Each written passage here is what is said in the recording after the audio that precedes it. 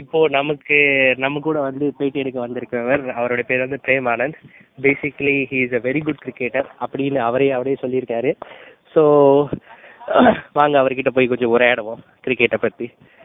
Frame, நீங்கள் cricket எவ்வளோ நாளாக விளையாடிட்டு இருக்கீங்க? நான் பிறந்து அம்மா வயிற்றுல இருக்கும் போதே கிரிக்கெட் எனக்கு மூச்சு பேச்சு எல்லாமே ஆயிடுச்சு. ஓகே. அப்போலேருந்து இப்போ வரைக்கும் கிரிக்கெட் மட்டும் தான் என் வாழ்க்கை. சரி, அப்போ நீங்கள் நார்மலாக ஒரு கிரிக்கெட் அப்படின்னு உங்களை இறக்கி விட்டாங்கன்னா உங்கள் மைண்ட் என்ன தோணும்? எதிர்க்கிறதுக்கு அடிச்சு கும்பிடலான்னு தோணும். ஓகே. அப்படி பண்ணாம பால் அடிச்சு கும்பிடுவேன். ஓகே. ஸோ அப்போ ஒரு பாலை வந்து நீங்க ஒரு விரோதியா தான் பாக்குறீங்க, எதிரியா தான் பார்த்துட்டு இருக்கீங்க. நான் ஃபீல்டிங் பண்ணும்போது நம்ம தான் பார்ப்பேன், ஆனால் பேட்டிங் ஆடும்போது விரோதியா பார்ப்பேன். ஓகே. ஸோ இன்னைக்கு மேட்ச் ஒன்று இருக்கு, ரொம்ப குரூஷியலா இருக்கு. உங்களோட மேட்ச் பார்க்கறதுக்கு எல்லா ஊர்ல இருந்து ஆட்கள் வந்திருக்காங்க, அப்படி குவிஞ்சிருக்கிறாங்க. ஸோ அதனால இது நீங்க எப்படி ப்ரெஷரா எடுத்துக்கிறீங்களா, இல்லை இது எப்படி நீங்க ஆட போறீங்க? ஒவ்வொரு மேட்சும் எனக்கு ஒரு ப்ரெஷர் தான்.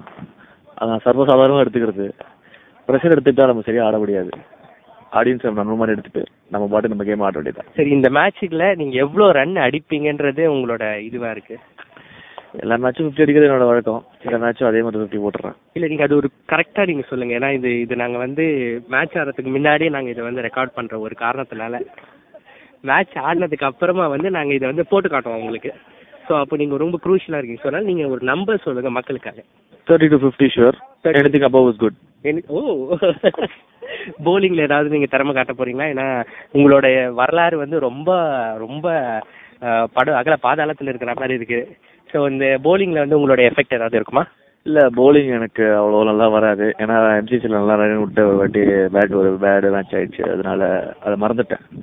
Only fielding and batting.